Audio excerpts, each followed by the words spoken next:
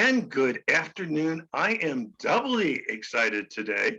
I have two major literacy figures here, Tim Rasinski and Lori Oczkus, and they're going to be talking about their book, Closed Reading with Paired Text. I'm just going to give a little plug for them. I have been to many an ILA convention, and I'll tell you what, their sessions, their joint sessions over the stuff they've written together are always full up. So they are a very popular pair of authors. They have written many different things. And at this point, Sam's going to shut up and ask them to introduce themselves. So Tim, let's begin with you. Tell us a little bit about yourself. Thanks, Sam. And hi, everyone. Glad you can join us today. I'm Tim Rasinski. I'm a professor of literacy education at Kent State University here in Ohio, where I work especially with kids who have difficulty with reading. I've run the reading clinic here for a number of years, and we've had great success with kids. So what I've been doing the last several years has been trying to put what we've been doing in our clinical program, talk about it in venues like this so that teachers around the country, around the world can get hopefully some insights into how they might be able to work with kids. Lori and I are a great mutual admiration society. Her work is with comprehension, Fab4, reciprocal teaching. Mine is more foundational skills. And so we just felt we were a great combination to kind of put our heads together and create some products that we think are worth talking about. So Lori, I'm going to turn it over to you. Okay, thank you, Tim, and thank you everyone for joining us. We're so excited you're here, and thanks, Sam, for inviting us. We're both friends of your reading association and all the great work that you do. So thank you. And thank you for all that. Yeah. So I am Lori Oczkus, and I'm a literacy consultant and author of 8 different books, and then a variety of curriculum projects, some of them with Dr. Rasinski. And my work centers around my elementary teaching background is in the bilingual classroom. So I had my own primary and then intermediate. And then I moved into coaching. And what I'm doing now is working with schools all over the world.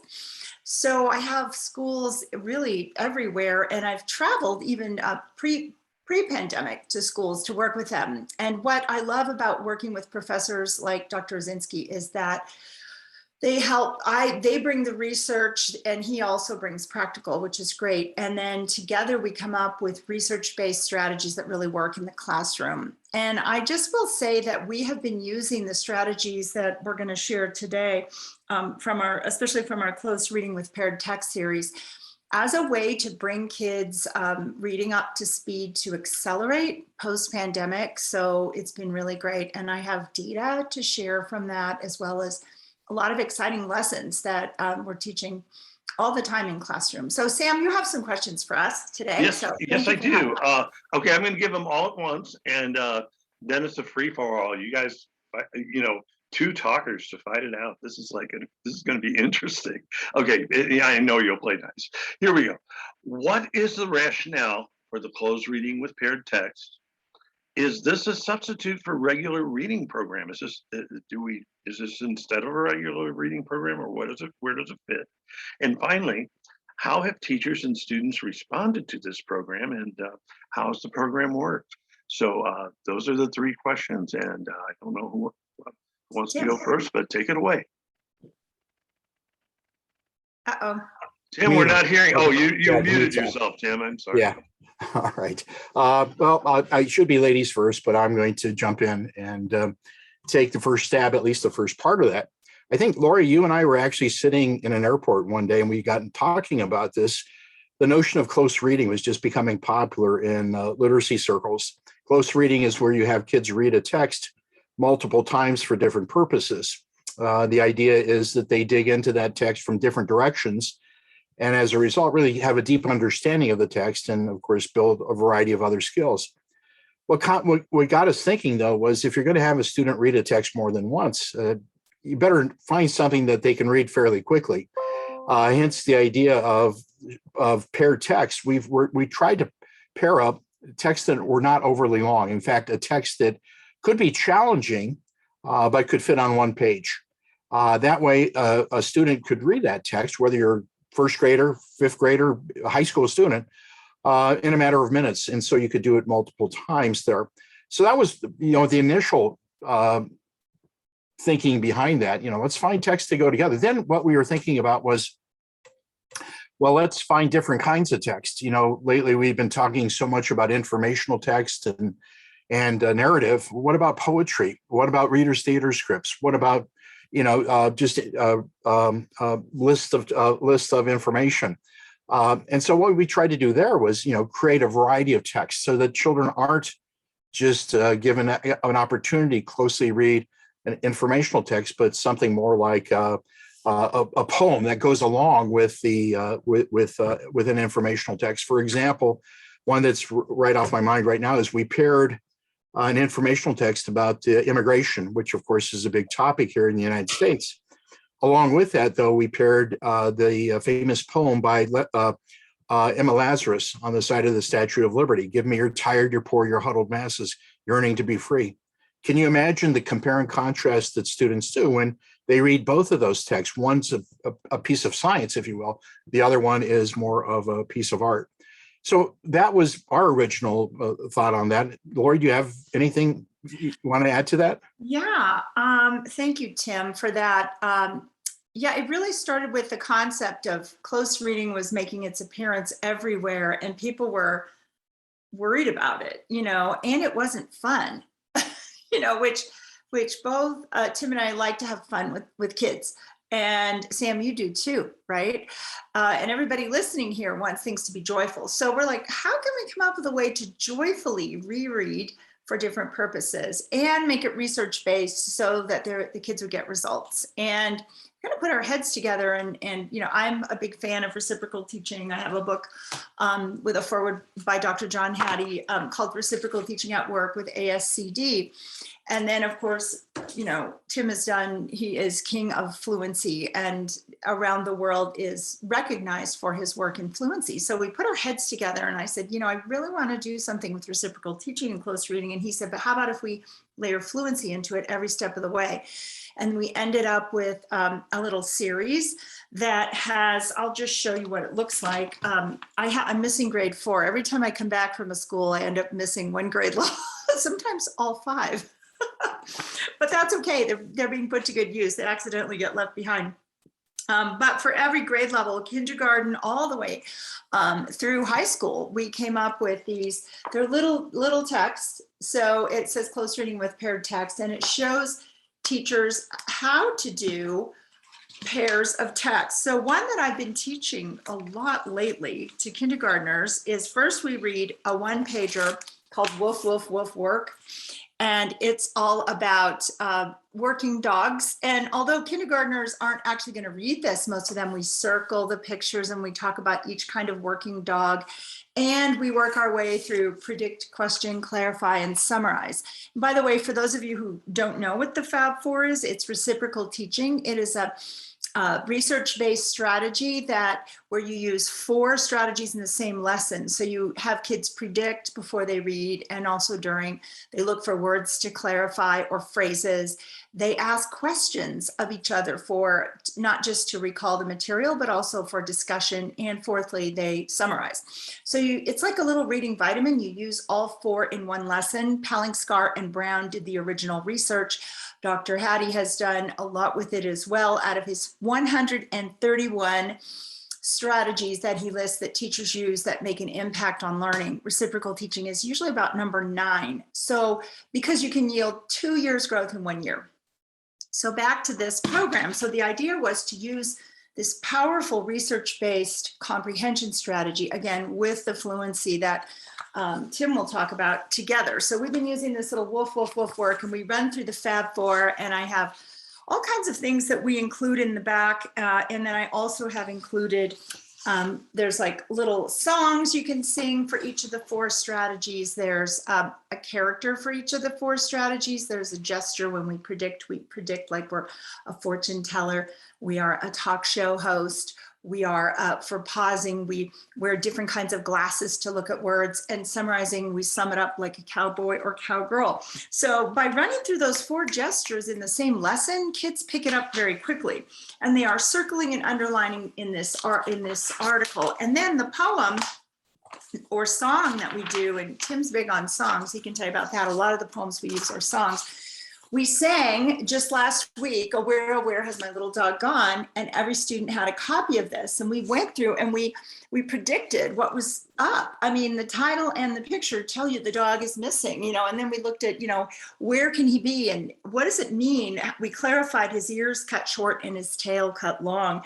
And then the students had to draw a picture of where they thought he was. So, but this is a poem that they read and reread and then performed on Friday. And these are kindergartners, but we've done the same thing all the way through secondary. I have a middle school I'm going to next week or in 2 weeks. And what I've been doing with the middle school teachers is they're trying to catch their kids up. And we're going to use the secondary book and we're going to read a poem. We might use something like, here's about Mark Twain, and there's a whole, article about him. And then there's actually an excerpt of Tom Sawyer. Or there are many, many great pieces in here. I can't think of any that we have in here. Tim, you chose some of the ones that are in this secondary one, but at any rate, we're showing teachers how to do close reading, how to do it quickly, and then how to have those students reread the passages. And Tim, remember when we had the discussion about, do we put the poem first or the informational text first? Do you remember that? You want to talk about that?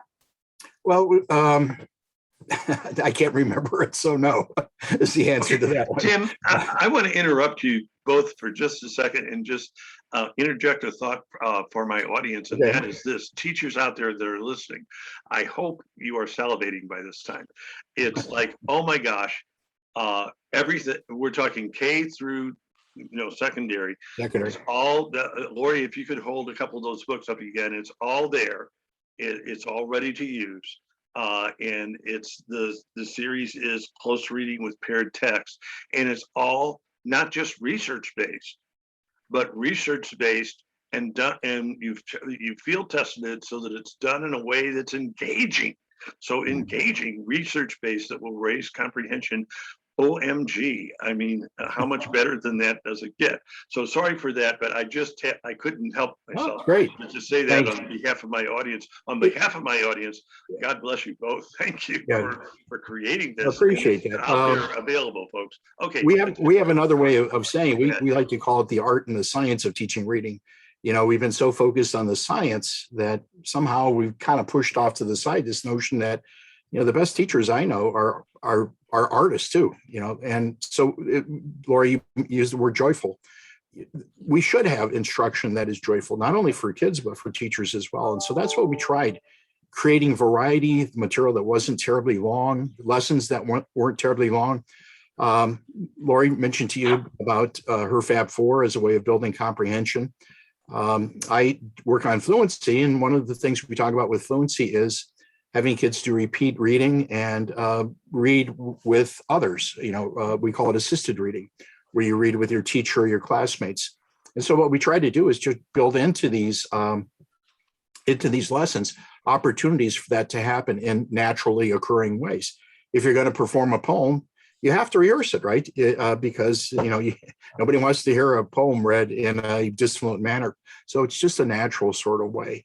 And the fact that these texts paired up, feed into each other, it's just a natural way. One builds background for the next. To me, it's a complete lesson. In fact, it actually is, because as we got into the lesson started evolving, we said, well, let's put in a piece on writing. Let's put it in a piece on vocabulary. And so every lesson has a piece for each of those. So it really is a comprehensive approach to teaching reading there. Is it meant to take the place of a regular curriculum? Well, it could. I guess it could. We sort of saw it more as a supplementary activity in a regular classroom or for kids who are in a struggling environment. But easily, I think it could be a part. But we do want children to read longer pieces of material as well. Lori, what are your thoughts on that? Great points to make. How does it fit into what you're already doing? Teachers have so much going on, and I, in my visits recently, and both virtually and also live with schools, people are on overload. And so we need simple things that work. So what's great about this is that people buy into it because it's easy and it's quick. So some of my project schools are doing it just as a way to learn how to then do it, also do reciprocal teaching and more fluency with their other texts. So for example, a lot of them read Scholastic News. So if you've done the informational passages with our series, you're going to know how to go into your Scholastic News and do the same thing, or Newsella, which a lot of the teachers use. So I think the fact that it's just so research-based and it's so easy and engaging, and it only takes a few minutes to do. So I wanted to show an example, and hopefully you can see this. This is from second grade, but I use this one all the time as a demo in all grade levels because it's a quick one. But it's on the desert, life in the desert. And we had kids use green and brown crayons to summarize what animals do in the desert, what what plants do in the desert, and then they circled 3 words, talked about them. They ask each other quiz questions. So they're constantly talking, and it's that discussion with one another that elevates vocabulary in the classroom and also comprehension. And it really teaches teachers to fish. That's what I tell administrators about this program. It teaches them to fish. And then the second piece of this is to read about in the desert, and to read a poem about the desert and do the same 4 steps. And you would read this maybe 2 days later. And then kids have both passages to read and reread. And again, often the poetry or reader's theater, they'll perform as they go. But I did want to say that we have used it as an intervention with middle schoolers. Teachers, I've had middle school say to me, we don't know what to use for intervention. We only have 20 minutes. I'll say, use this. You can use it whole class. Sometimes they don't have the luxury of small group instruction. It works really well. I had 7th graders in March who were reading at 4th grade level, and all the teacher did in 7th grade was just whole class lessons with these passages. And by June, every kid who was reading at 4th grade moved up to either 6th or 7th grade reading. So, and we've had it happen time and time again in classrooms. So, and there's just so many fun pieces to read. The one I've been using the most lately is this one about a school lunch. And we talk about school lunch and what you like to eat for lunch. And then it says, I'll gnash a rash of tasty hash. I'll gnaw a paw of jicama. I'll chew a slew of tasty stew. I'll nip some sips of milk through lips. So it's all about waiting in line for lunch and your stomach is growling. So although it's a short poem, it has a lot of depth. So Tim, do you want to say anything about some of this? We also included songs. Yeah. We scoured it. It was actually a lot of fun to do because what you're creating miniature thematic units, trying to find 2 texts that somehow go together. And we didn't limit ourselves to poetry. As I said, there was some readers' theater scripts, which are always fun to do, and research-based song. And anybody who's ever heard me speak knows that I like to sing, but I'm not going to put you through it today here. Lori, what you were saying about those kids going, I want to say that again. You said you're working with kids reading at a 4th grade level, and in a matter of months, they were up to the 6th or 7th grade. 2.5 months. Yeah. Okay. Yeah. If I didn't know you better, I'd say you're making it up, but I know you better. So you don't fool around with that kind of stuff. That's amazing.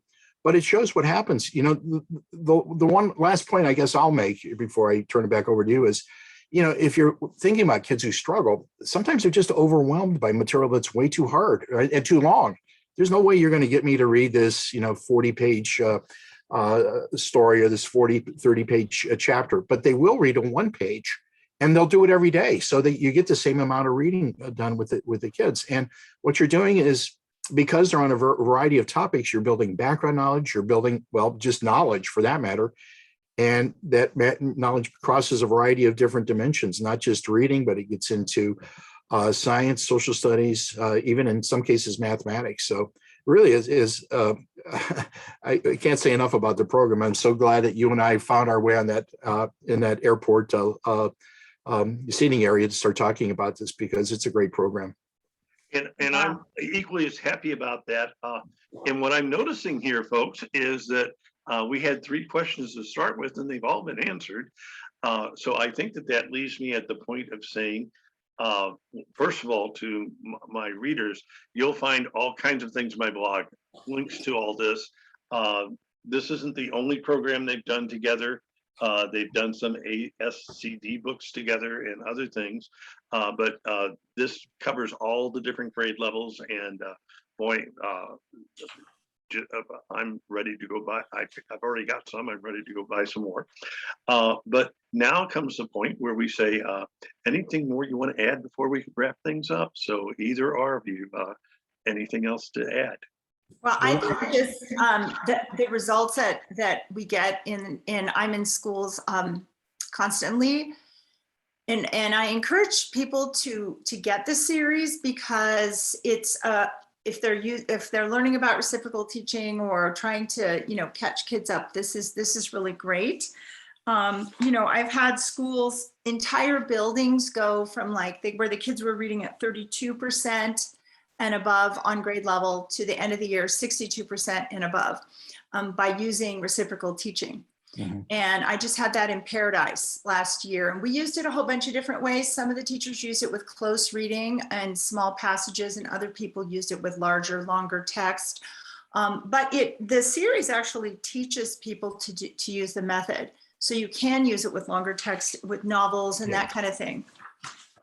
And we also did it small group recently. So I went to Brentwood, California, and demonstrated for all the intervention people how to do it small group.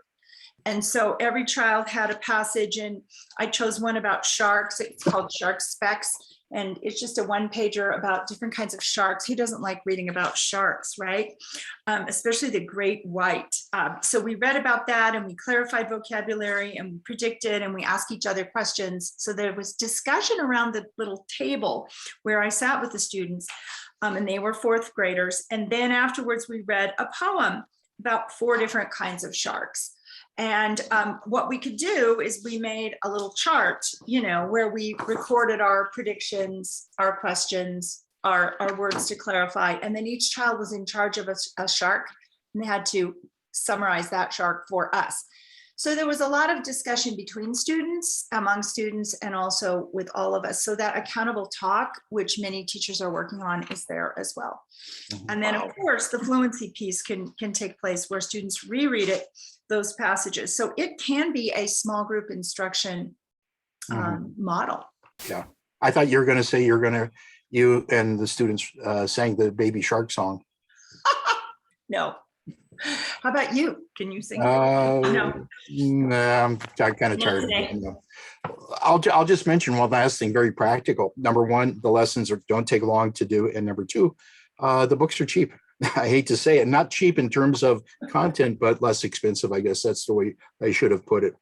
I'm going to give you my website. It's timrozinski.com if you want to follow me there. My Twitter feed is @timrozinski1. And I post things there as well as Lori does as well. So how about you, Lori? Yeah, nobody can ever spell Oczkus. When I go into schools, I'm Mrs. O. I think the teachers panic. Am I going to have to pronounce her name? So it's going to be part of what you share with people, Sam. And I will share a link that during the lockdown, where we were all locked down, I did a little video on how to do this particular series, how to do close reading with a narrative piece and also informational piece. And then, so I'll send you that link. They're each 7 minutes long. And then that way you can even get a sample of the text to try with your own students. Okay, well, this has just been so informative. My audience is usually practicing teachers looking for effective things to do. And oh my gosh, there's a bunch of them. Lori, if I could prevail on you to hold a couple of the books up. Oh, the close reading, which ones you want? Well, put them all up. What the heck? Okay, so there it is, folks. Close reading with paired text.